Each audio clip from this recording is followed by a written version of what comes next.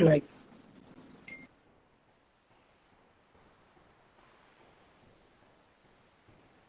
can we start, sir?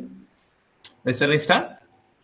I'm asking CC, sir, if you're live. Yeah. Okay.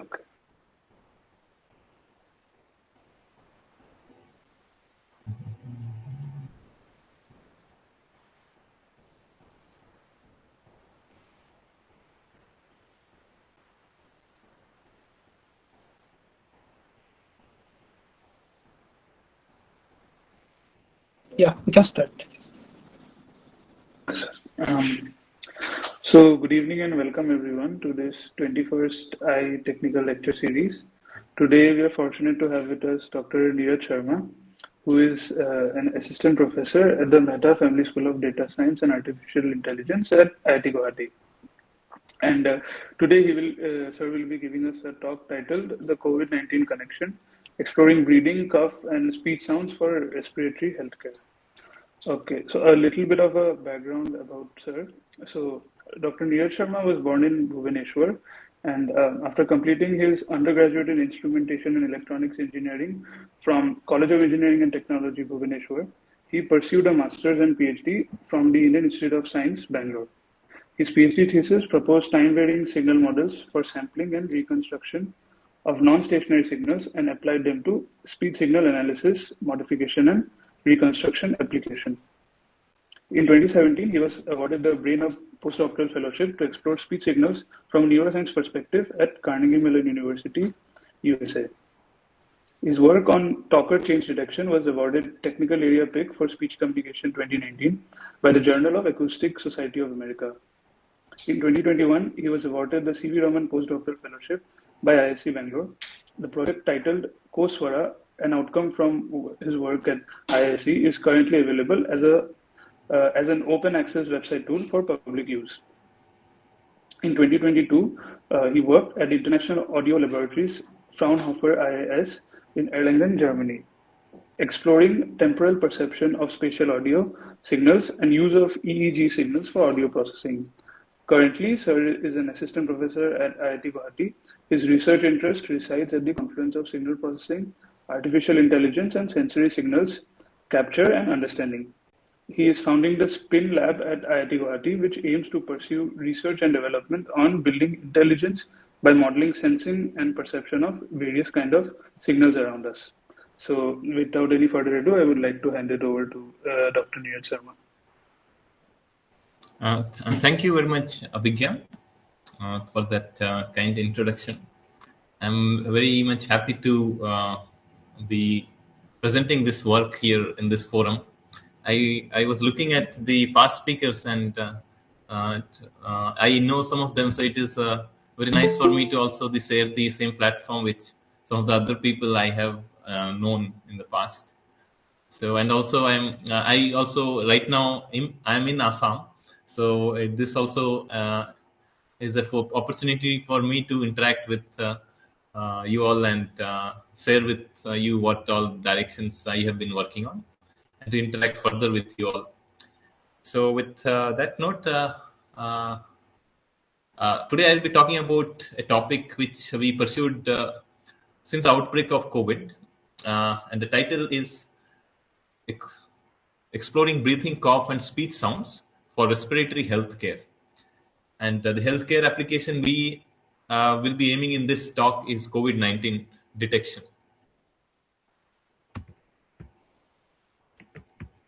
So just because we are also streaming in YouTube, I thought to let people know from where I am sitting right now. So I'm in Guwahati, and if you like the flat presentation of Earth, I am sitting here in India, in the northeast part of India, in an institute named IIT Guwahati here.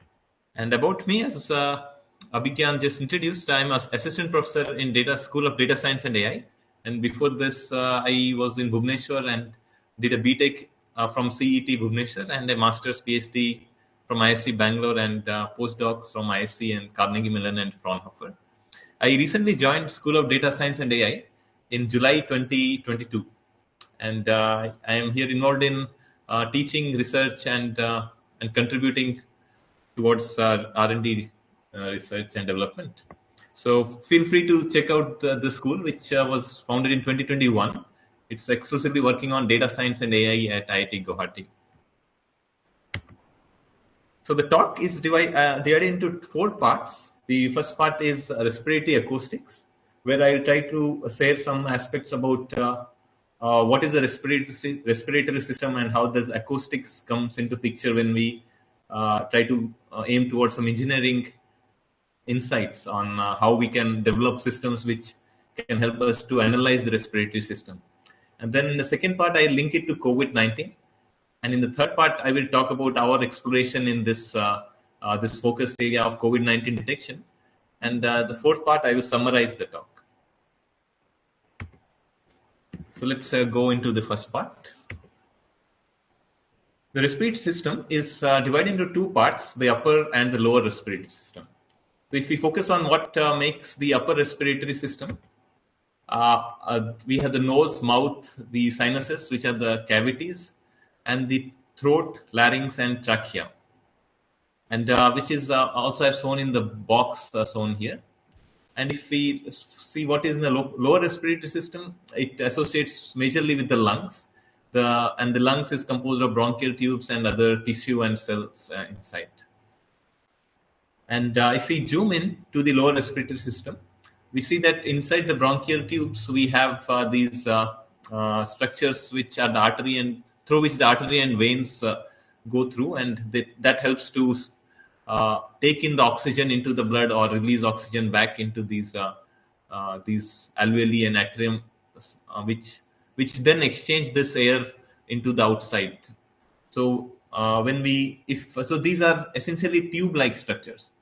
As you can see here, what I'm showing is so this region. If you zoom in, you see these tube-like things which are hollow, and air passes through this when we inhale the air. And if you see where does it go through further, this bronchial goes into these capillary beds where the air is exchanged with the pulmonary artery and vein. So quite a sophisticated structure here, and for our understanding for this talk, what we will be interested in is that when we breathe in air, it goes through the mouth, nose, and the larynx and trachea into the bronchi tubes, and then to the smaller branches inside these tubes, which are the bronchioles, and then to the alveoli sacs. And when we breathe out, air drains out in the reverse direction. And this we do normally every few seconds. Right? And interestingly, whenever we are speaking, we are also continuously breathing in and breathing out. And very often when we are speaking, we are breathing out, not breathing in. So you would have recognized that when you want to speak for a longer stretch, you generally take a deep breath and then you speak a utterance which is quite long. And if you want to end the utterance, then you end it and then you take an inhale of air. So this is a normal respiratory system. But in an infected respiratory system, what can happen is there can be fluid accumulation. So because these are cavities, like the sinuses, you would have identified that when we get runny nose or cold, there is some kind of fluid accumulation in these cavities. The sinuses are in the cavities on the head. And obstruction in the trachea can happen when we have sore throat. So there can be phlegm because of certain infections. And these infections can be COPD or pneumonia or asthma. And if we go further into the lungs, there can be damage to the cells and tissues in the lungs, which result in tuberculosis in the lungs. Or there can be malignant cells inside the lungs, which are linked to lung cancer. So infected respiratory system essentially is causing infection in this respiratory system which we talked about. Right? And interestingly, if we look back at some of these reports by different respiratory societies, this is one of the report which I read in 2017, which documents what are the major cause of fatalities. And if you see in top 30, we have like 5 diseases which associate with respiratory system infection. So in the top 3 we have COPD, and in 4th rank we have lower respiratory infection and bronchial and lung cancer, tuberculosis, and asthma. So these are contributing to the global fatality rate majorly. And if you see the recommendations given by this society, how to tackle this respiratory diseases, what they suggest is the prevention cost is a fraction of treatment costs. So it's better to prevent these respiratory infections than to treat these respiratory infections, because it's not easy to treat a respiratory infections immediately. You have to take the medication for quite some time, and hence the cost for treating is much higher than cost for prevention. So early detection is also much more helpful, and there's a need to design tools for early diagnosis and monitoring of these respiratory infections. So although this is in 2017, the state of the art still recommends these 3 measures. So as engineers, what can we do, and can we do something which helps to solve this problem of respiratory infection identification and treatment in the near future, right? So just give me 1 minute. So coming from a field of audio signal processing, what in this talk I'm going to ask is, does respiratory infection impact the respiratory acoustics generated by this respiratory system, right? And if we try to understand how the acoustics is generated from various things we see around us. So for instance, let's look at this wind instrument. So how it works is we pump air from one end, and the sound comes out from the other end, right here. And so we can say this as 3 steps. If we blow air from one end, sound emanates from the other end, and we practice a lot, then we can make quite nice sounds coming out from this instrument, right? And this is how most of the music is generated, which most of the wind instrument musics are created. There are other instruments which have like percussion instruments where you pluck a string, where again the plucking of the string results in vibration of certain other things in the instrument, and which then is transferred. These vibrations from a physical body are transferred to the air, and we listen to these air vibrations. Right? So if we carry this analogy, what happens when we speak is that there is air inside the lungs, and this air is pumped out through our through these trachea and then the vocal tract, and the air comes out through our mouth. And we are able to speak, and you are able to listen right now what I am speaking. Right. So we can say there's a similar to a music instrument. There is a instrument playing inside your body, which through which you create your unique voice. Right. And respiratory system, if it is getting infected, the natural question arises is that does this infection results in some change in the characteristic of your speech or certain other sounds which are emanating from your respiratory system, right?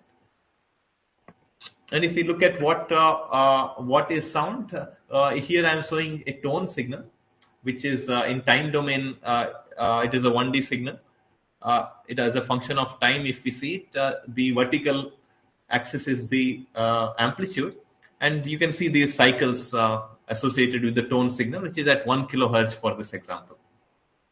So in the bottom plot here, I am showing a spectrogram representation of this tone signal, where the x-axis here again is time, but the y-axis has become frequency, and the brightness here indicates that frequency is present in more is the dominant frequency in the signal. So the strength of that frequency is higher in the signal, and you can see that the bright line is at 1 kilohertz.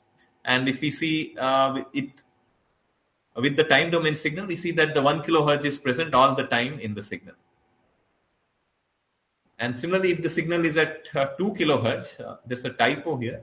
So if the signal is at 2 kilohertz, then you can see that the bright line here has shifted to 2 kilohertz. So this representation is called a spectrogram representation of sound, where we are able to see both time, frequency, and the energy distribution over different frequencies. So in this signal, we had only two frequencies. In the first one, 1 kilohertz, and the second one, 2 kilohertz. But what happens when we have a more general signal, like suppose we have speech signal, then how does this spectrogram representation change? So to just give a example for that, what I've opened is a open source tool. It's called Audacity, and I'm going to record what I'm speaking right now, and then we'll try to see what are the frequencies. How does the spectrogram of a speech signal look like? So as I'm speaking, this microphone in my laptop is recording the signal. You can see this time domain variation of the signal coming out here. And if I speak more loudly by going closer to the laptop, you see the amplitude has increased. And if you try to see what is the spectrogram representation of this, you see a nice, beautiful structure coming out here. Right? And now you see that the bright line, which was in the previous plot, was only at 1 kilohertz. Now you can see a number of bright lines here coming out, and these are spread across different frequencies. So the speech signal is not just one frequency, but a collection of multiple frequencies. And you can see how that the bright color is also changing as a function of time. So it's not that the same frequencies are higher in amplitude all the time, but this distribution of the amplitude on these frequencies is changing over as a function of time. So this is what constitutes a speech signal.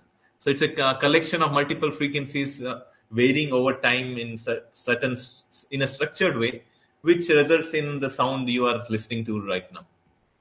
Right? So this is a short introduction to what is speech signal. So going back to our talk here. So people have asked this question that, okay, sound is coming from the respiratory system, and if there is some change in the respiratory system, some physical change in the respiratory system, then will that also reflect in the sound coming out from the respiratory system? And one of the person who asked this question, which I could figure out from Google search, is Rani Lanak. He's a doctor come researcher with interest in various fields. He was in France, and he wrote a thesis titled "A Treatise on Diseases of the Chest and on Mediate Auscultation." And he wrote that in 1821. And the word auscultation refers to listening to body sounds. Right? So he was, at that time itself, he had this intuition that maybe the chest diseases can be analyzed by listening to the sound coming from this from the chest. And the technology he was hinting at is something like stethoscope. And he was not only limiting this use of stethoscope to chest sound, but he was also suggesting that we can in fact listen to heart sounds and sounds made by intestines and arteries, and these sounds can help us know whether these organs are functioning in a proper way or not. So it's a idea which dates back quite some time back. Right? And if you have visited to doctor when you had cold, you would have noticed that the doctor even now uses a stethoscope, and they put this stethoscope on our chest and they ask us to take deep breath, and they're listening to the sound caused by this breathing in and breathing out inside our lungs and the cavities in the respiratory systems. Right?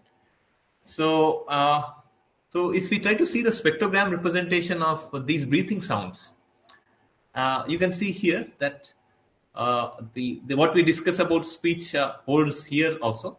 You don't have one bright line, but you have multiple bright lines in this representation. So the x-axis is time and the y-axis is again frequency. And we see that there are few dominant lines, like there is a dominant line at around 300 hertz, and there is also a harmonic. It's not exactly at harmonic, but there's another bright line at around 900 hertz. Right? So it's harmonic in fact, but we have a missing harmonic also here. and it is coming again and again, right? So when I breathe in, it is not coming, but when I breathe out, you see this nice structure in this spectrogram. And you can reason why breathing out is giving this structure and not breathing in, because when you breathe out, there's a resonance happening in this in our vocal tract and other nasal cavity, which is resulting in this fine harmonic structure. And what happens when the when the respiratory system gets infected, for instance in asthma or some other kinds of infection, you can see this tube-like structures which we were seeing in the very beginning slide. You can see that this hollow structure inside this tube, which is quite hollow in the mild infection, is starting to get smaller when we have severe infection. So this tube is getting more and more constricted because of the infection. And if the tube is getting constricted, we can hypothesize that likely the sounds emanating from the respiratory system will start reflecting this narrowness, this narrowed structure of these tubes, right? Because it will impact the acoustics of the signal. And so the previous sound we saw was for this structure you see is called a wheezing sound. And there's also another distortion which happens when there's obstruction in the respiratory system. That is the crackling sound here. And crackling, as the name indicates, you can see here in the spectrogram, there are these vertical lines every now and then. And these vertical lines are like transients in the time domain signal, and they reflect as this vertical striations in this spectrogram representation. Right? And if a person has asthma or COPD, then the cough also shows certain kinds of pattern. Like here you can see the person is coughing, and there's a sudden release of high burst of air, and so it has a sudden start and then it decays. And if a person has COPD, then they cough once and then they can have few more multiple coughs also.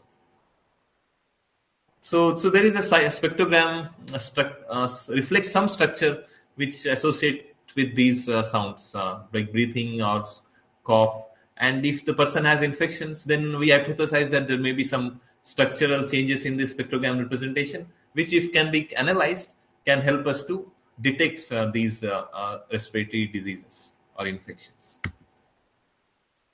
So to answer this question, does it impact the acoustics? At least it appears that to a certain extent, it does impact the acoustics. So now again, if we look back to the literature, have people analyzed this hypothesis? There are several works, there's a review paper written in 2011, which suggests that the field is gaining interest. There are more and more computerized approaches to analyze lung sounds for detecting abnormalities in the lungs infection, in lungs working. So people have made small data sets to analyze specific diseases like pertussis, which is also referred to as whooping cough.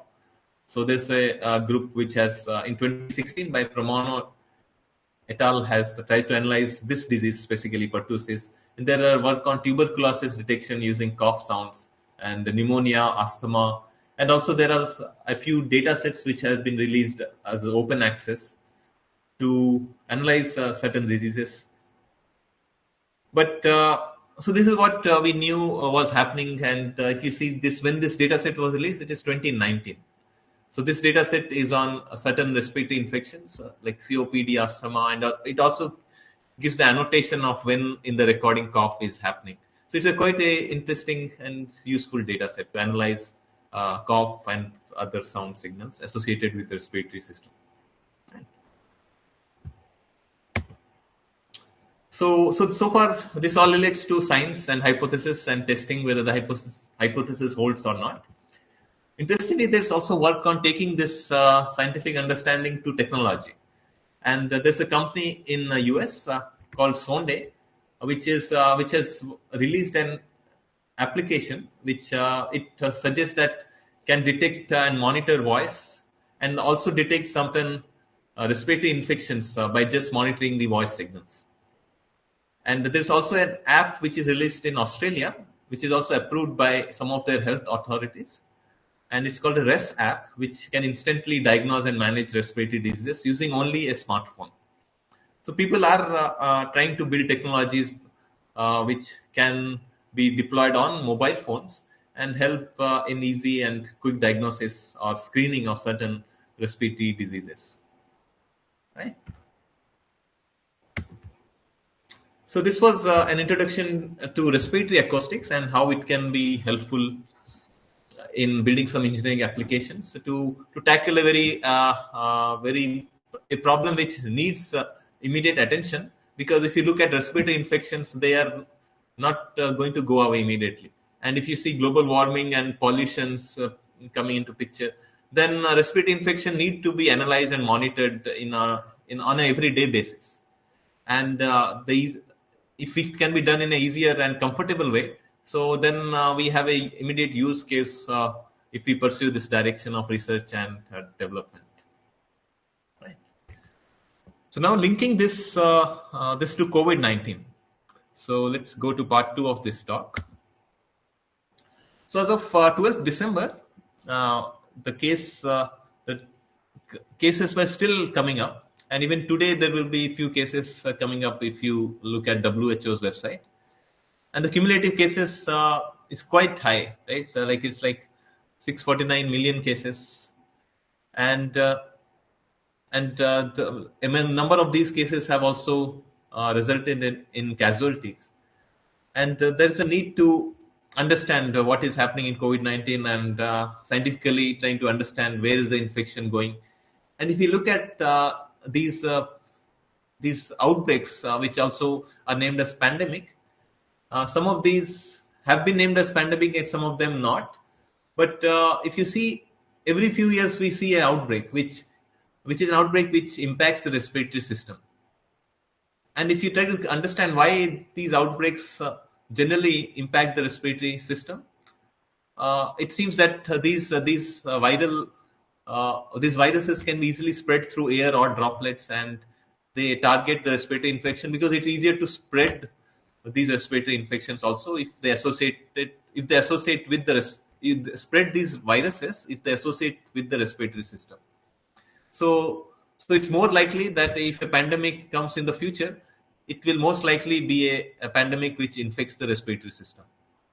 So hence there's this need, which even if COVID goes away in the near future, there is a possibility that there can be another outbreak which will impact the respiratory system, and which will also spread through respiratory infection. So there's a need to analyze how we can detect these respiratory infections efficiently. So coming to COVID-19, if we try to understand what are the symptoms associated with COVID-19, several people collected this symptoms data from various countries, and they were able to document that it majorly starts from the upper respiratory tract, this COVID-19 infection, and this infection then starts going down into the lower respiratory tract, which is the lungs and associated parts. And we also have got familiar through our near and dear ones that COVID-19 impacts causes fever, and it causes cough and fatigue, right, majorly. And these symptoms also changed as time passed by. And also it was reported that there will be a shortness of breath, and there is a decreased blood oxygenation content. Hence the pulse oximeter served as a useful purpose when this outbreak was happening. Right. So shortness of breath, cough, fatigue, fever. So these all are in a way also going to impact the way you speak and the way you cough, and how much you cough, and when you breathe, how often you are breathing. So these all relate to some signals, will impact some signals coming out from the respiratory system. And if we look at how COVID-19 is tested, this is again a sort of an engineering question that given this person has an infection of COVID-19, how will we design a method to test whether the person has the infection or not? So if we see what are the methods available, there is a molecular testing approach, where the sputum samples are taken, and the sputum sample likely will have certain content of the virus, because the virus starts by infecting the upper respiratory tract. So the sputum sample is analyzed using a technique called RT-PCR. And interestingly, this method also has a contribution from a very well-known Indian biologist and biochemist. You will be happy to read further about it. And the idea in this RT-PCR is that if the sputum sample has this virus, then we will be able to detect this virus. And this detection is not that straightforward. You have to have a precise instrumentation to help detect this virus, which by the nucleotides and the other proteins which make these virus, and these are small size molecules, and detection is not that straightforward. So it needs a good amount of machinery and expertise to be able to do these experiments which can detect these viruses using these tests.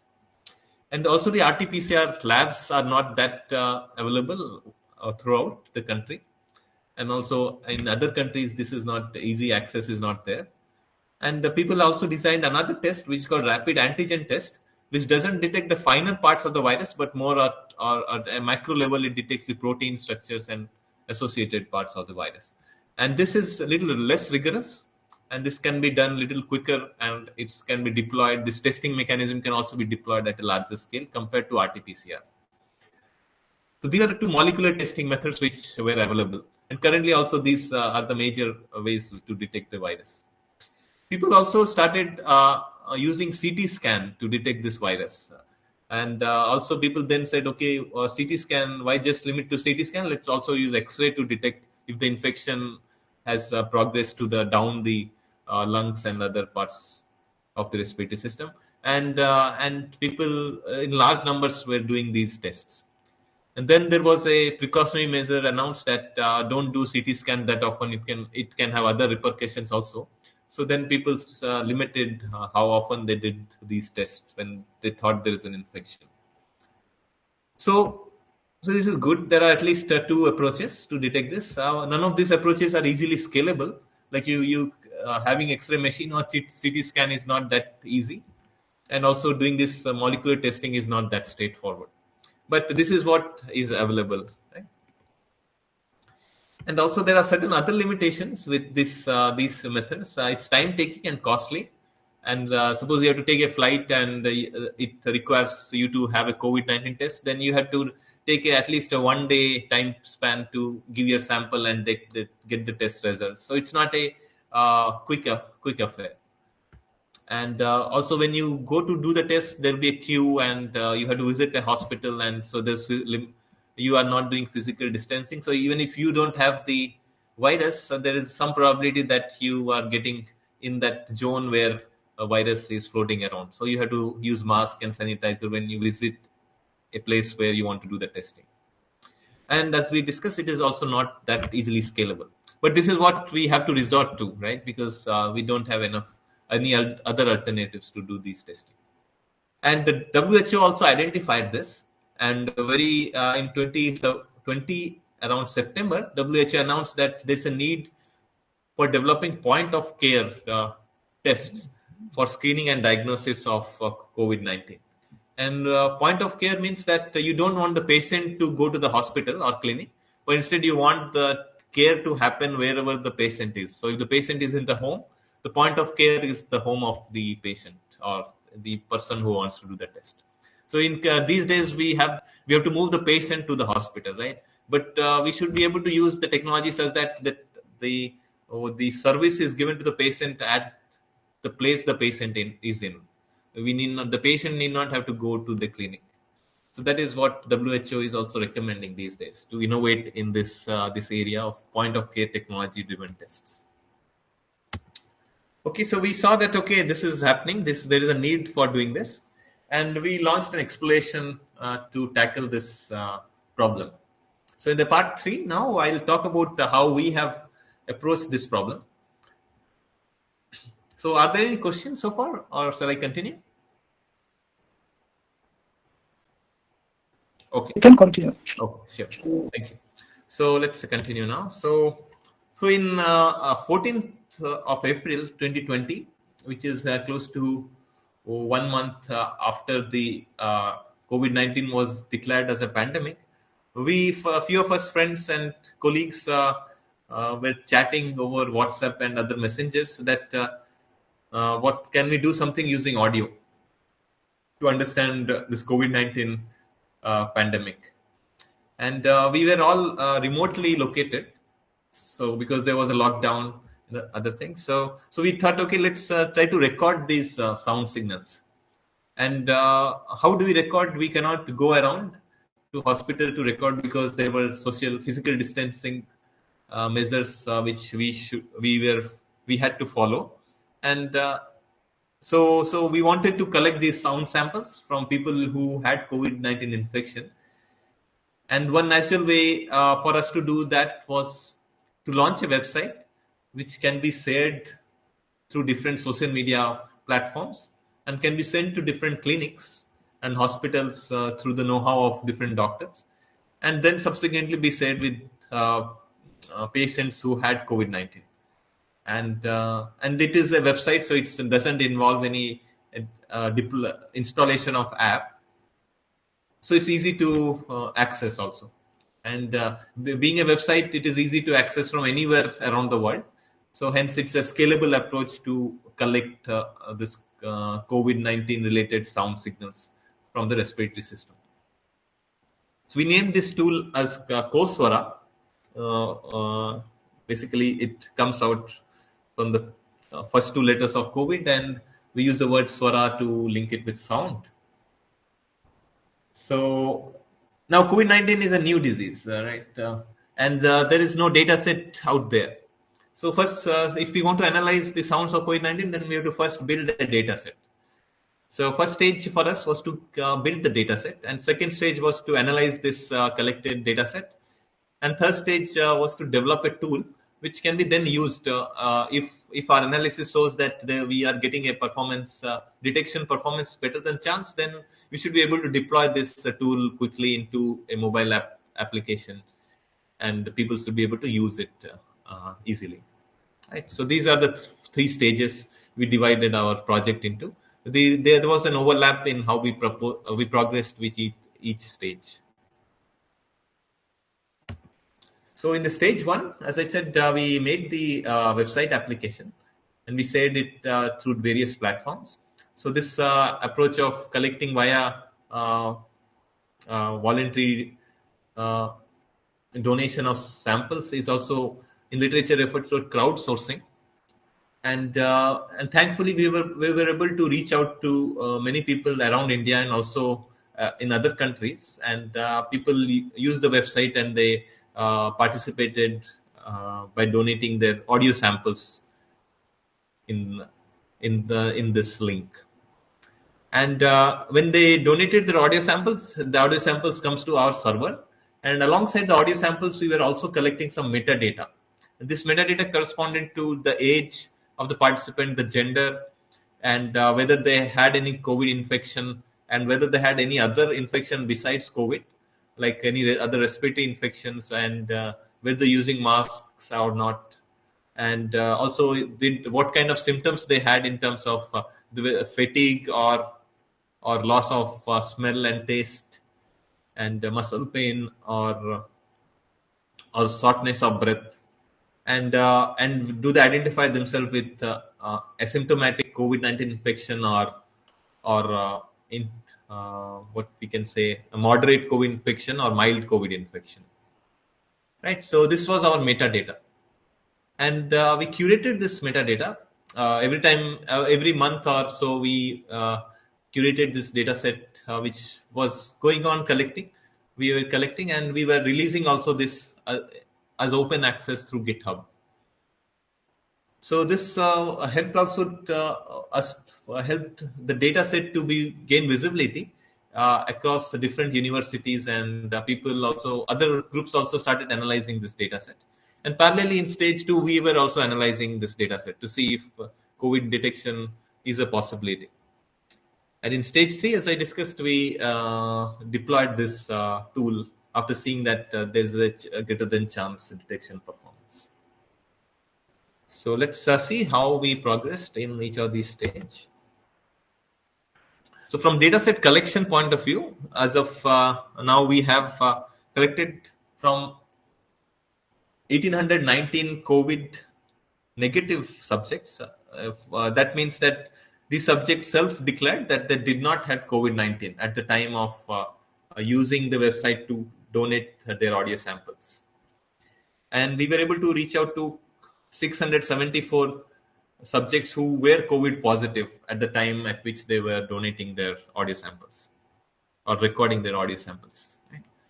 And we also were able to reach out to 142 subjects who had recovered from COVID-19. So this is also an important aspect because it's not clear how quickly does your respiratory system becomes normal after the infection. So we were happy that we had samples set from people who had recovered from COVID-19 and no more had a COVID-19 infection as per the tests. So this number is also good. It's 142. And you can see that the COVID negative subjects or no COVID-19 subjects are much larger than the COVID-19. So it was not easy for us to reach out to a number of COVID-19 patients. So thanks to help from various doctors and clinicians that we were able to make the link, reach out to patients and recommend them to record their sound samples using this tool. Because it's, suppose somebody has COVID-19, so they are themselves a little bit worried that when will this infection go away? And if to them we go and say that can you record your sound samples, it's not that easy to persuade them to record, right? So it was thanks to a few people who took our advice and they contributed to use this link and record their sound samples. So now if we see the gender aspect, majority of our subjects are male subjects and some of them are female subjects. And if we see the age group, if that's shown in this plot here, bar plot here, majority fall in this age group of 15 to 45. And interestingly, we were also able to get subjects from the higher age group. And if you see the Indian province from which majorly the data came, it happens to be Karnataka here in this table, and followed by Tamil Nadu, Maharashtra, Kerala, and for 507 subjects, or if we sum total all the categories, around 550 subjects come from other states of India. So why Karnataka? Majorly because many of our friends and colleagues and people we could reach out to were in Karnataka, and also we were able to publicize it through the link through various newspaper articles which were published in Karnataka majorly, and the project was also pursued at ISC. So people were able to identify ourselves with ISC and hence also record the data set. So besides India, we were also able to reach out to other countries. And in fact, we were surprised that a news agency in Spain wrote an article on our this data collection effort. So this country was Spain, and we were able to get data from USA and several other countries also. And as I said, a majority of the data set is drawn from male subjects than from female subjects. So now, because we also had the metadata, so we can analyze what symptoms these subjects who recorded the data had.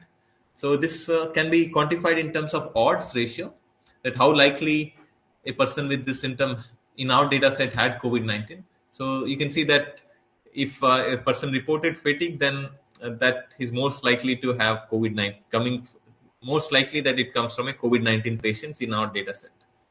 And muscle pain, loss of smell, fever. So we spanned quite different symptoms in our data set. And in terms of what kind of COVID the subject had, so subjects identified themselves with three kinds of subcategories when it comes to COVID. They were asymptomatic COVID, mild COVID, and moderate COVID. So this was again self-declared by the subject.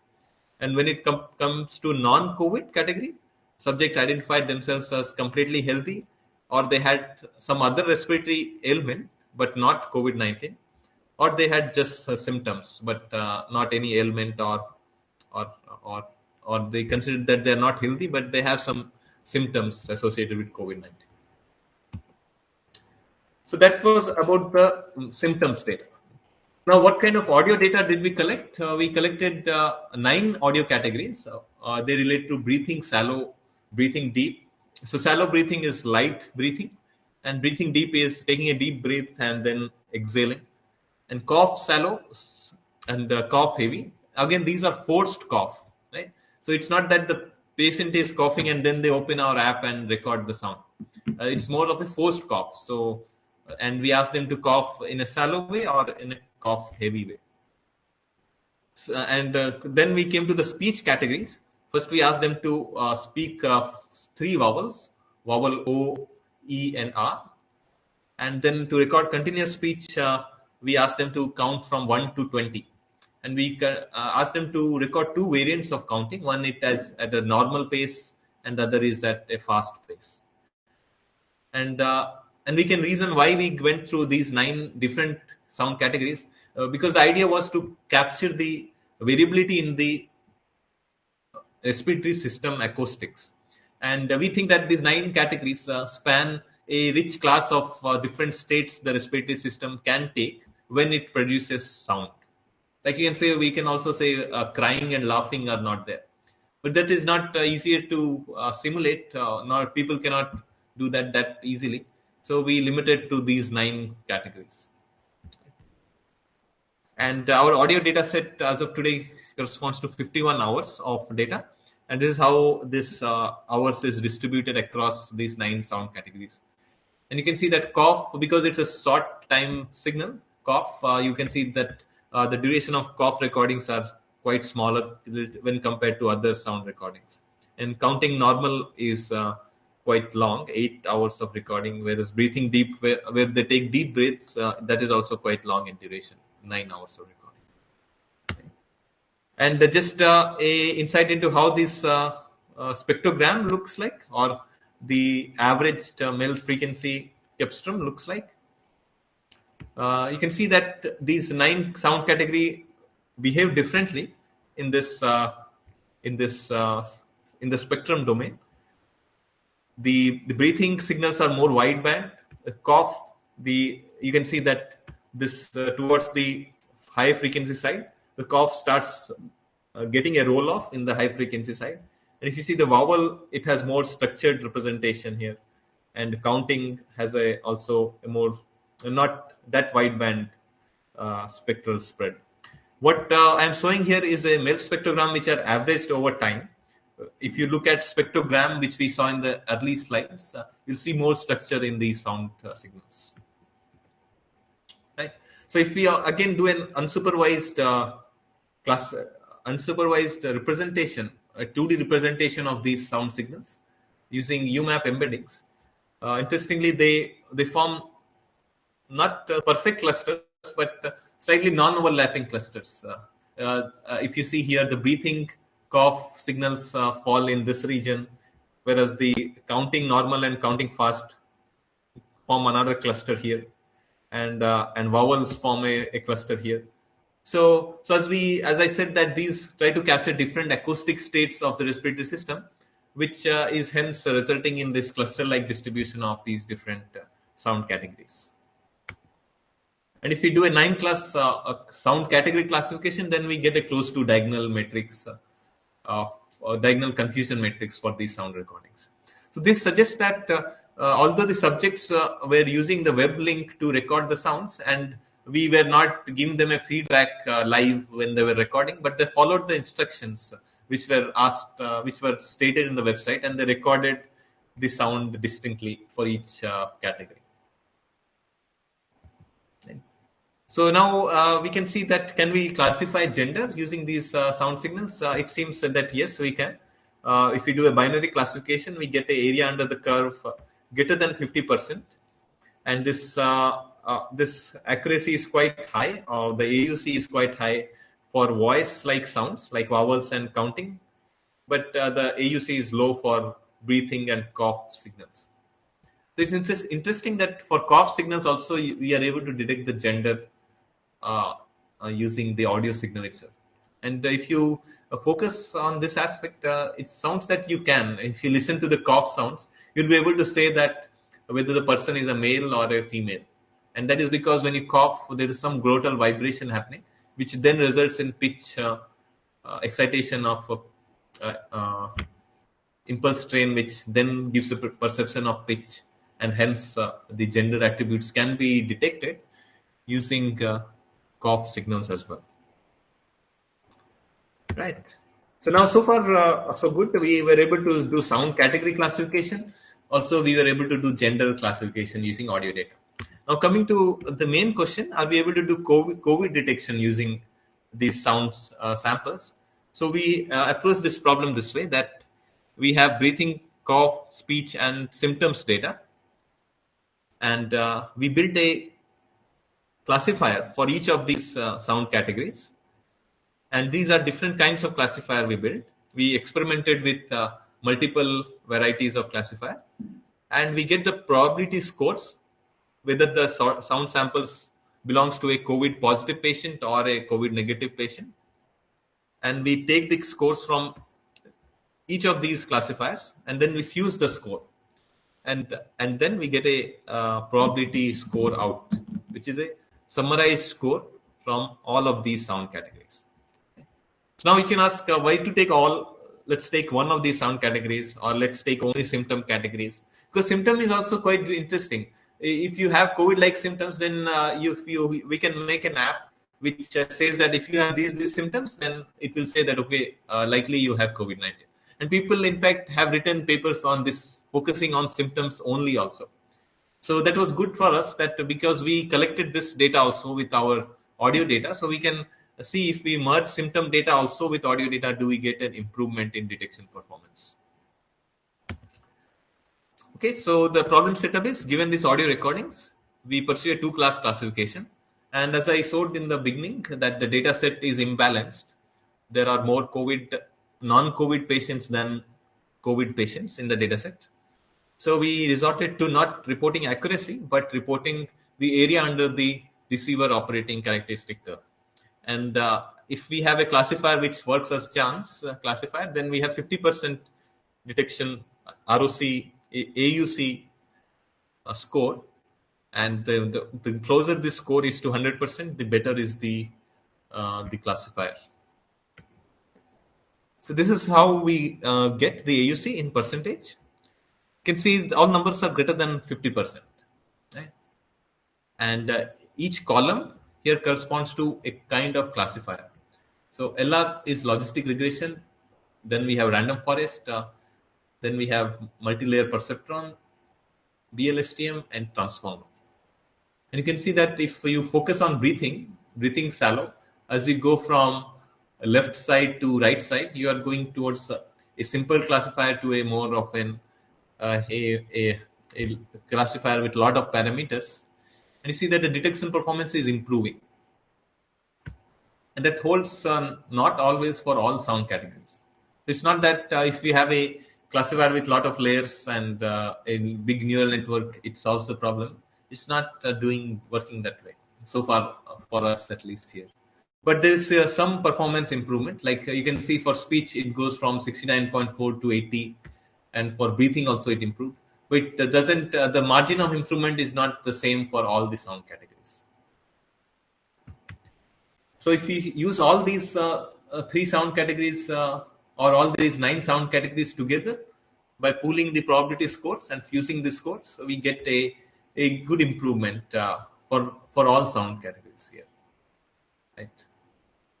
And this the improvement is significantly higher for the BLSTM and transformer based classifiers. And if we use along with the sound, fusing the sound as information from the sound category, if we alongside that we also use the symptom category, then we are able to improve further this classification. So it's now reaching 89 to 92% AUC. So this is nice, interesting that if you take information from multiple domains or modalities, then we are able to see an improvement in the detection performance.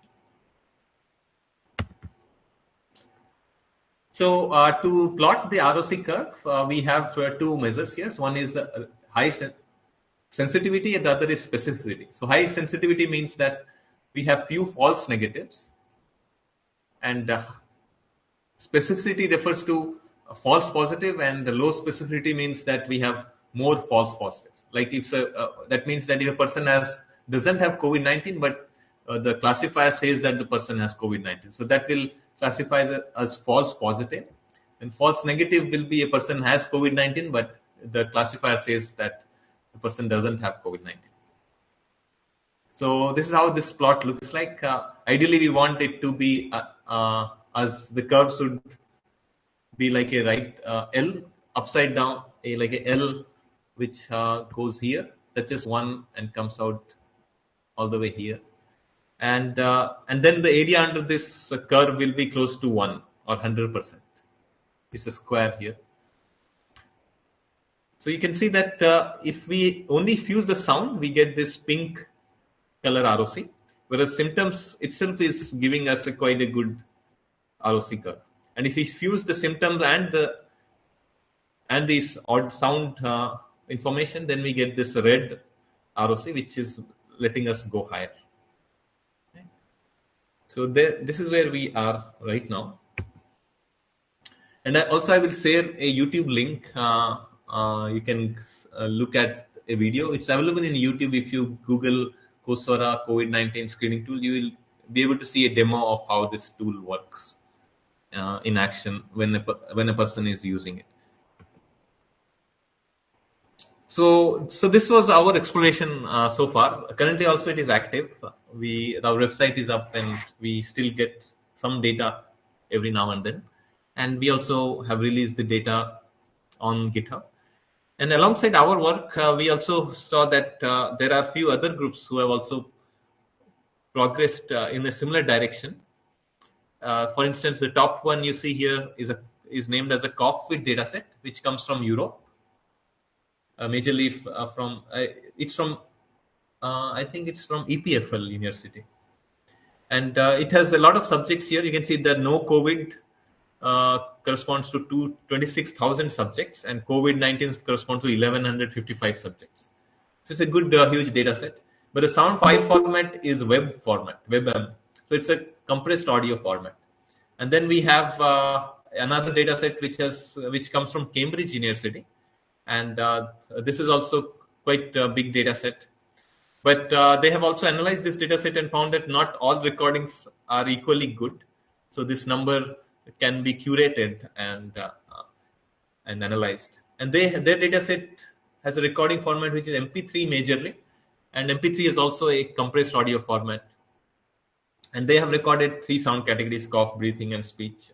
And then there's a data set which comes from Argentina, which is recorded quite in large number, and I think it was recommended also by their government to create an app or a website to allow people to record their cough sound samples. So this focuses majorly on cough, and also the audio format is again compressed audio format, and alongside the audio it records symptom and gender, age, other things also. So our data set, we have 9 sound categories, which is larger than all the other data sets we have looked at. And the sound format which we store the data in is wave format. So our data is both recorded and stored as wave format. And also we have done curation of the data set. So we have gone through several human listening stages where the bad recordings have been identified, and we provide annotations for which recordings are good and bad. And majority of recordings happen to be good recordings. And alongside symptoms, we also have data of vaccination and country and those things. And this is the count of our data sets here. And you can see that none of the other data sets have this recovered category, but we have that number also. So it's good to have diverse data sets, and the top 3 data sets come from different parts of the world. So in that sense also, it's good to have a data set from majorly from Indian subcontinent. So as we made the dataset public, we also launched few challenges, inviting people and researchers universities from around the world to analyze our data set and see if they can outperform the baseline performance which we provided. And we had two challenges, one around the time of Interspeech 2021 and the other around the time of ICAS 2021. So these are two major speech focused conferences. And we had teams coming from different countries. Again, this was an online challenge. So people downloaded the data set, and we had a leaderboard where they submitted the scores, and we ranked order these teams. So all our baselines in all three categories, people were able to perform better than what baseline we had provided. So that is good that they are able to outperform what we had provided. And they're able to reach an AUC performance of close to 85. And when they also fuse the information from multiple sound categories, they see an improvement in the performance. So to summarize, what we saw is that respiratory infection impacts acoustics, and the detection using acoustics can be impactful. And we focused on this topic of COVID-19 detection, and we found that on our data set, we were able to get a AUC better than 80%. And other groups have also analyzed their own data sets and also our data sets and have got a performance better than chance. And as a future work, we are looking forward to scale this effort further, because when you look at health applications, there's a need to test at using a diverse pool of human subjects. And when you try to capture diversity in human subject, it comes down to age group, gender, and which part of the world they are coming from, because all these things impact the data you are collecting for health-related application. And we also are looking forward to how to scale this effort to other respiratory diseases, because as we saw in the beginning, the COVID-19 is not the only respiratory infection. It's just something which popped up in 2020. But there are long-standing COVID respiratory infections which need immediate attention. And there's a need to tackle this problem better now than late. So this was a teamwork. The outbreak happened in 2020, and we were talking amongst ourselves over WhatsApp that can we do something and analyze some things. And we got together, several of us, friends from the same lab, which is led by Professor Sriram Ganpati at IIT Bangalore. And over time, our team grew. So we had friends who were project associates, and then PhD students and master students and postdocs and Professors Sriram and Prasanta from ISC Bangalore. And we also had volunteers who helped us listen to this data set and help curate the data set. And alongside researchers, we also got help from medical doctors like Dr. Lancelot Pinto, Chandrakiran, and Mohammed Suhail, Sahiti Nori, Sadhna, Sriram, and Dr. Nirmala. So they all come from different hospitals, and they found our idea interesting, and they encouraged us that they will help us pass this information to the patients who were visiting their clinic. Also, a big thanks to the volunteers who helped us analyze their data. So we were not paying the subjects who were recording their data. So this was all voluntary effort for science, and people were happy, and they contributed to this effort. So I'll also like to acknowledge the funding sources. So I was majorly funded at ISC in Sriram Ganpati's lab through the C.V. Raman postdoctoral fellowship. And also we got a DST, the Department of Science and Technology Rakshak program grant, which was being awarded for developing some immediate scientific and engineering insights on how to tackle the COVID-19 pandemic. And there is currently also immense support from ISC Bangalore to pursue this project. So the resources to know more about this project are most of them are available online. So you can go to the website to use the app. The app is not medically approved right now. So we provide the way you need to use it. So you'll be asked to choose, tick certain options before you use it. And the data set is also public. So it's a open GitHub access. So you're free to download and analyze and pursue research on this data set. And most of our publications are also available in archive, or you can write to me or any of us to get access to the findings from this data set so far. And these are some of the papers which we have written so far. So we have analyzed if the SARS-CoV-2 variants impact the respiratory sound signals differently, and some summary papers on the outcome from the two challenges we released on this data set, and our own approach of how to use this, how to develop this multimodal approach to analyze COVID-19. And we also have a paper introducing the database published in Interspeech 2020. So this is where we are. So as I summarized, there's a future effort will go towards seeing how prevalent other respiratory diseases are in different parts of India and of the world, and to collect data sets for those diseases and analyze and see what aspects in the respiratory signals are getting affected. And also, so far we went ahead with analyzing the signals and seeing if the classification performance is good. But there's also a need to explain why the performance is coming so and so. So this is what a classification score is not the end of the story, specifically in applications which relate to health sciences, because we need to go further that why is the performance this high, or why is the detection happening at all. And so that relates to explainable AI, and one of our members is also exploring that topic as recently, and we'll be going further also in that direction. And the end goal is to design services which can be taken to the patient instead of the patient going to the service, right? So this is the end goal application for us, motivation for us. So to summarize the talk, majorly my work goes forward with is that audio is an information-rich signal. And because it's coming in from some source and it travels through some environment and then we listen to it. So there's several layers of information associated with an audio signal. And we have to think what kind of information we wish to extract. And once we think, okay, maybe this can be extracted, then we have to collect data and see if our thinking is correct or not.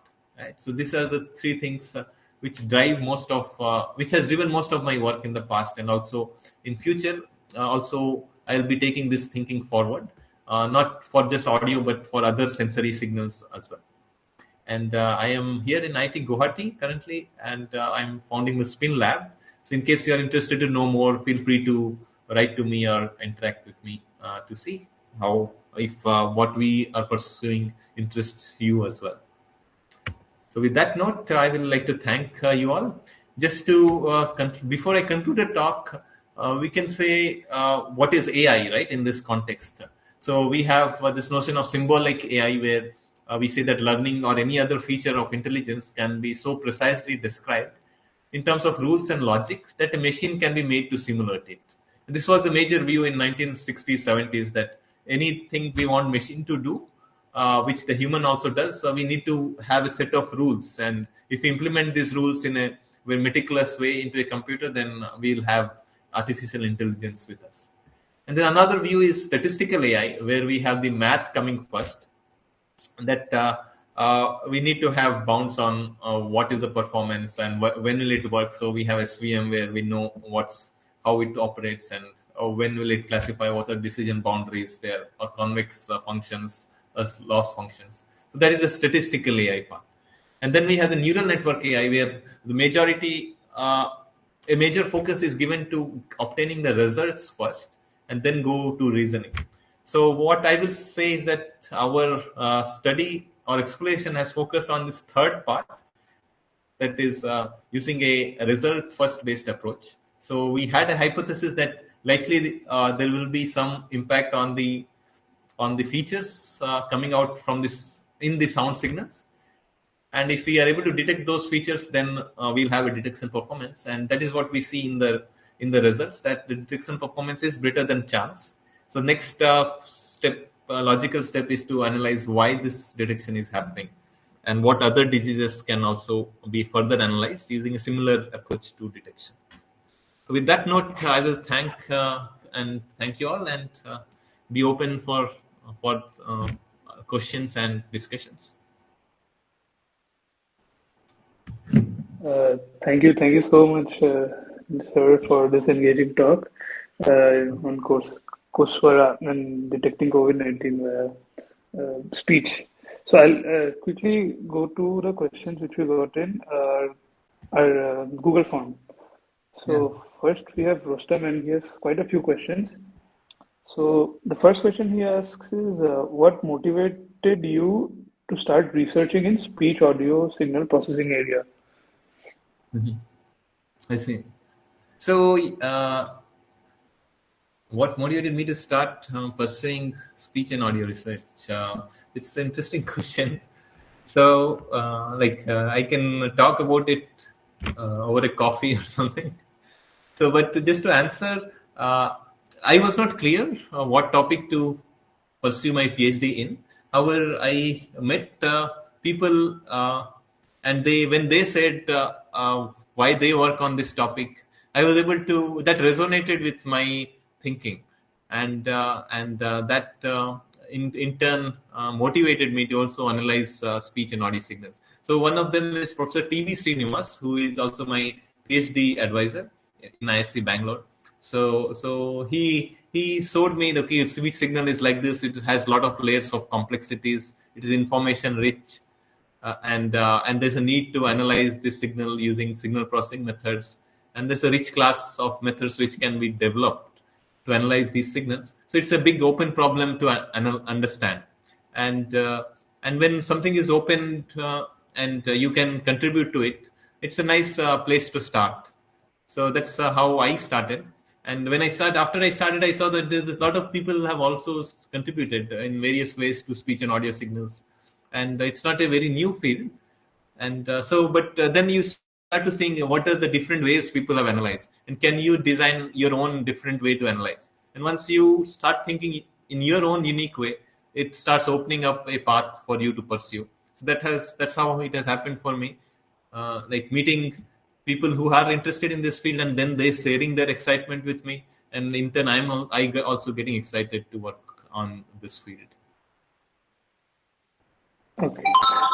His second question is, what's the ratio of raw signal processing versus deep learning in your research up till now? What is the ratio of? I have not computed the exact ratio. But without, most of my work starts with raw signal, and in that way, speech is easy to capture, or speech or audio in general. It's a easy to capture signal. So you put a microphone and you capture the signal, and when you see the signal, like I showed in the talk, when you see the spectrogram of the audio signal, you see nice, quite rich structure in the signal. Right, and a lot of the structure looks unknown. So if I show you an image, if I click a photo and show you image, you'll say, okay, this is tree here, this is a person here, this is a car here, and then you feel like you know everything. But when you see a spectrogram, you see a lot of things going here and there in the image, right? So then you start becoming curious. Okay, what is there here? What is there here? What is this aspect? Does the brain listen to this aspect, or does it see this thing happening in the spectrogram? So this opens up new and new questions. So I like seeing raw signals first, and then going further to see it as a data, and then go to machine learning to analyze what we can uncover from analyzing that data. So I don't have an exact number of ratio, but I generally always start with a raw signal. Yes, sir. There is another question, which is, how much signal processing is needed nowadays? If we have enough new data, neural networks can do most things. And I think it's little generic, but they're asking how much signal processing is needed with neural networks. Yeah, this is a question I also get in the course I am teaching. So like how can this most of the analysis you can feed raw data to the network and it should be able to do most of the analysis. Yeah, true that we can feed raw data, but then the question comes: are you able to interpret what the network is doing? Right. So then when you go to interpretation, we need to have some understanding of what the signal is about. So if you want to know what the signal is about, then we have to find some representation for the signal, and those representations should be meaningful. And if those representations are noisy, we need to look at the clean part of the signal first. And so this then gets us back to signal processing. So I don't think signal processing and machine learning are like if this is there, then that is not needed like that. They're the two fields which facilitate each other. So if we have a good signal processing chain, then it will benefit the machine learning operations. And if we have a good machine learning thing with us, then we will be able to analyze the signals also better. And if we want to understand how each of them are working, then we need to also know what is there in the signal. So there all these things get connected. So it's not we haven't reached a stage where we know everything about the signal and we can just give it to machine and it will do what is supposed to be done. So there is the explainability part is still remaining, and till a network themselves start to interpret what is happening, we will need signal processing also to help interpretation and those things. Yes, sir. I hope that answers the question. We have few more questions in Google form, but they're a little generic. So, like related to pursuing masters in machine learning in that sense. So first, I think go to YouTube. So we have a few questions there, and there is Lata Chaudhary ma'am, and she's first saying that she's a volunteer data scientist for COVID Task Force Initiative at MIT, and she's saying that this presentation is very informative. A few other things ma'am has mentioned, and her question is, what is the difference between wheezing and winding? Wheezing and winding. Winding, yeah. I see. So I'm also not aware of winding. It's a new term for me also. So I will be unable to comment. But I to understand, maybe C has looked at that aspect. And in case there are some samples, sound samples associated with winding, we can look at the signal and the spectrogram representation and try to understand. And also the acoustics, how they are generated. And that may help us understand how they are different. Okay. Okay, sir.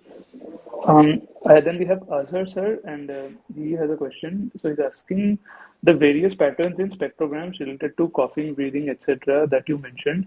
Do these patterns also occur in speech when speaking natural language? And the continuation is, if so, how difficult is it to identify and characterize, given that the speech itself will have its own frequency distribution?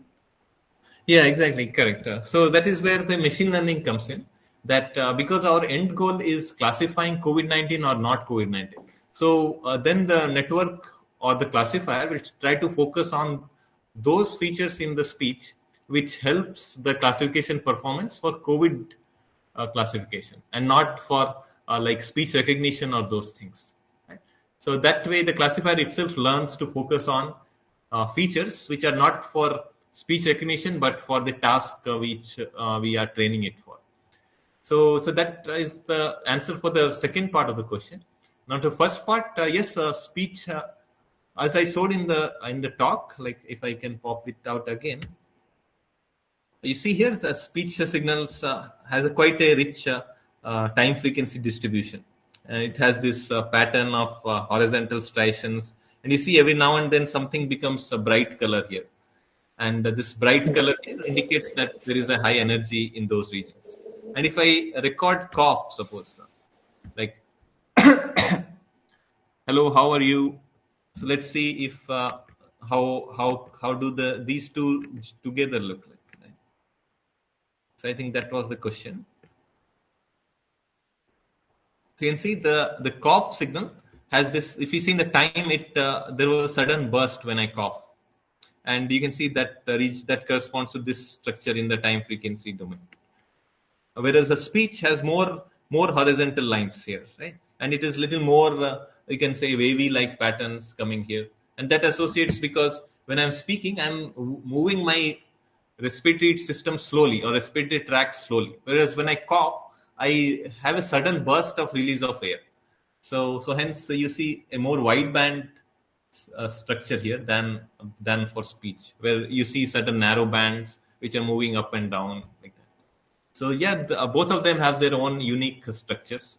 But what we are hypothesizing is that when there is a respiratory infection, there will be a common signature across all these kinds of sound signals. If not common, a distinct signature, which associates only with the infection which we are trying to understand. Yeah. So that's Okay. Yeah, Neeraj, I'll continue the questions. Yeah. So Avigan is having some issue with his network. I see. So again, actually, Shakuntala Chaudhary ma'am, she asked like VQ scan is the best to detect COVID pneumonia. CT scan?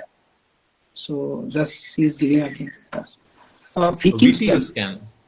I see. Maybe you can write that in the chat. I'll also look at it to know further. Yeah, sure. I'll add down. Thank you. Yeah. Thank you to her. Yeah. So I have one question, but like that already you mentioned in your session, so I'll skip that question. So then again, Shakuntala ma'am told like Coursera site available in various languages for mass communication. So she is giving some information actually. So maybe related to Coursera, some other sites are also available. I see. Sure. Thank you. Like that. Yes. Also, we also made our website available in different language so that it can reach, have a far greater reach. Oh, okay, great. Yes. Then Om Singh, sir, he mentioned like it's a great session. And thanks to resource person Dr. Neeraj and organizing team. Thank you, Om sir. Then Sriram asked one question. Medical imaging dataset can be used to fill the missing values in respiratory dataset. I see. Yeah, that is a nice suggestion because we use symptoms and voice or audio, right? But we didn't look at image. So if we have a data set which has both image, audio, and symptoms, then we can try to see these three modalities. Can they jointly aid each other, and can they also help in explaining why this technique is working? Because acoustic doesn't help us to see directly what in the lungs has changed. Whereas if we have a CT scan or X-ray, we can maybe be able to see, okay, here the lungs is more infected or something else is there in the trachea, then that can then help us understand the acoustic has changed because of this. So yeah, that will be a very good data set to collect and analyze. It's not that easy to collect, but something to think up further about.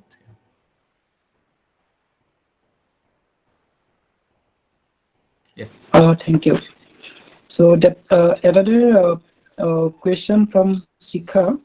So she asked, like, I have one curiosity. What are the signal level changes in speech and breath sounds with respect to COVID? Does the breath contain more COVID information than speech? Yeah. So yeah, some of the people who are asking, I am familiar to them. So say hi to all of them, although I am not able to see them here. So yeah, so to answer the question, what we see here is that we didn't see that a particular sound category gives a very good performance. So we were also hoping to find that, okay, likely speech will be a better sound category to detect COVID than breathing or cough. And if our hunch was that likely cough will be better.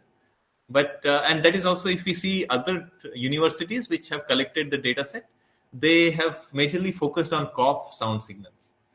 And but when we saw the performance for other sound categories, we saw that we can detect using different other categories also.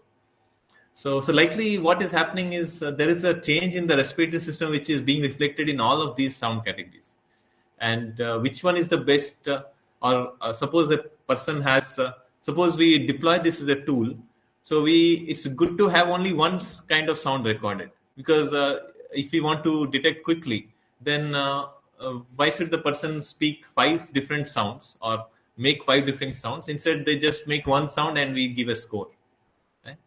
So we don't have an answer yet which one that sound category should be, but the more the better is what we are saying. Okay. So actually, Lota, Sakuntala ma'am asked whatever the questions he has. Actually, I put in chat box. I see. So maybe I can look at that. Okay. So we could have. Oh, you have put them. So they are more of a suggestion, right? Okay. Yeah, I feel. Yeah, and also in case I didn't clarify any question, then feel free to email me. I'll be happy to reply back, and also learn from what ideas you have. So we'll share your email ID in WhatsApp and our social media pages. So, and Shivam Soni actually he told it was a great session.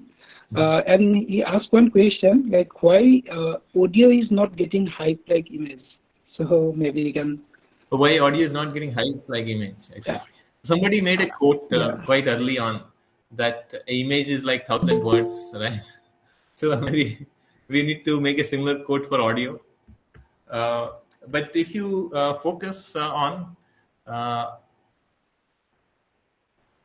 so it's like camera are quite ubiquitous. So, and audio is always around, but it's more, maybe it's, I don't have a perfect answer. Everybody will have their own philosophies or reasoning. Because I work on audio, I do find it as popular. So if you start working on audio, maybe you will start seeing audio everywhere. Maybe you are working on image so far, so you see image everywhere. So it's just, if you are curious about audio, start working on it.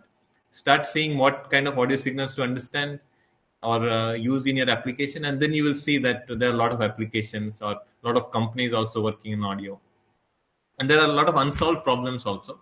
And for instance, if you want to monitor certain thing using video, then you need a proper lighting to be there. And but whereas for audio, you don't have this lighting constraint.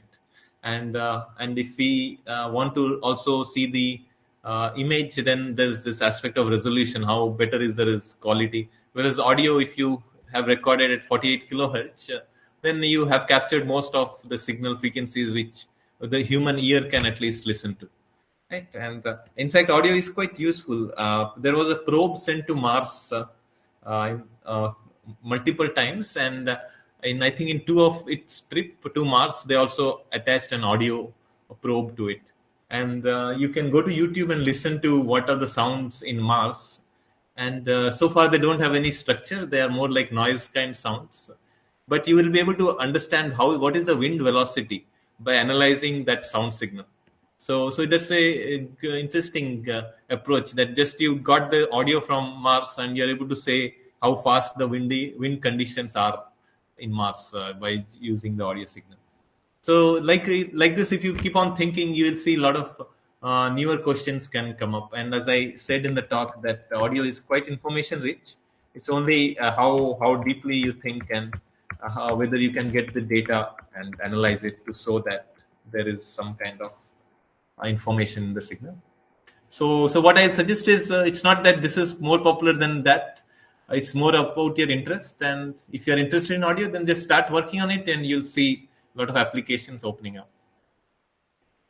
Thank you. Okay, thank you. So, Neeraj, if you have time, can I ask 2 questions from Google Form? Yes. Actually, yeah, you can maybe ask that.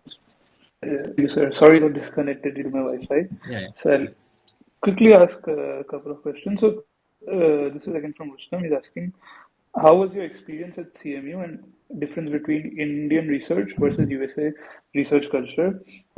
He's also asking, from a BTech student point of view, he wants to pursue his postgrad, and what are the important things to consider, like in terms of quality of research done by faculties for masters. Mhm. Yeah, so to answer first the second question, what you need to consider if you are going for masters, that there are different reasons people go for masters. Some go to get better job opportunities. Some go to get a direction for what topic they will like to do research on. So depending upon what your reason is, the answer can be different.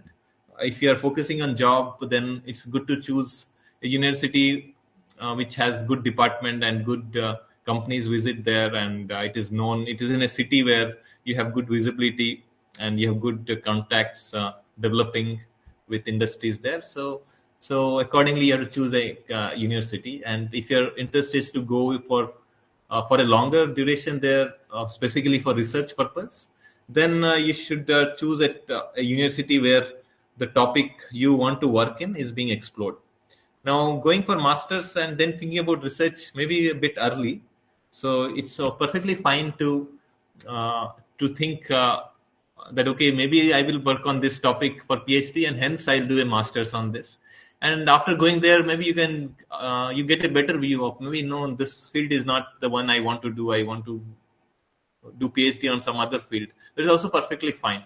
So, but main thing is to see how rigorous is the coursework in that universities, how good are the faculties there, uh, what is the research output of those universities, because then you will get to know the research culture at least at that university, and that will help you decide whether you should go for PhD or not, either at that university or at different university.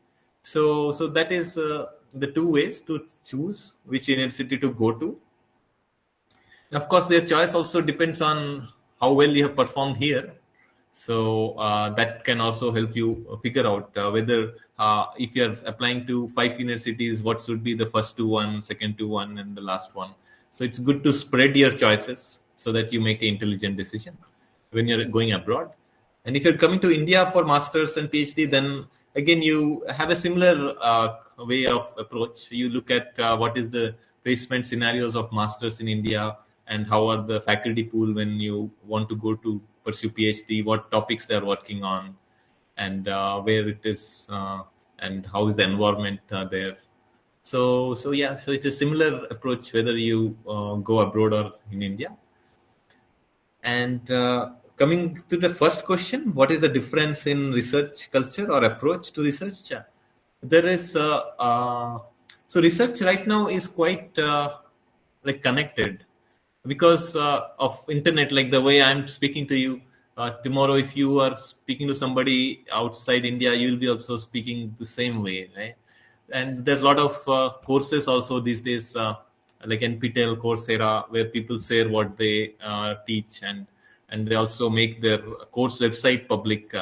So, and you get to see what is the difference in their teaching approach versus somebody you see here, their teaching approach, and is there some good practices to follow. So definitely there are some good things here, some good things there, and there are differences, of course, because the culture is different. So that results to in diversity in research and approach to research. And and this diversity is also something which is important, because it's like if you want to, like this Coursera problem itself, when it was like there is no solution to it, right? Even today there is this RT-PCR and RAT test are the major diagnosis test, at least for COVID-19. So there's a need to come up with another test. So it's not that if everybody thinks in a similar way, then the problem will be solved, right? That's very unlikely. So there's a need to think differently, and then at least everybody should meet at common places or share their thinking approaches and their results. And that is something which is happening quite well these days, because the world is getting more and more connected. So it doesn't matter whether you pursue work here or there. What changes is how much infrastructure you have access to, and what is the ease of work you're able to, how easily you're able to do what you wish to do. So these are some of the ways in which things change or differ. So much, sir. It's a long answer, but We have. this, I hope I gave some points No, to but it's very define and informative. think. Surely, sir. And we have like more questions, but because time constraint, I think we'll have to Sure. wrap up today. And they can probably reach out to you, sir, offline for the further queries. And so, with that, I would like to thank everyone. First of all, Dr. Sharma, sir, for giving us this talk, and everyone who has attended this talk through Google Meet and YouTube. Thank you so much. Thank you. Thank you, Neeraj. So Thank you. I'll stop the streaming now. Okay. Okay.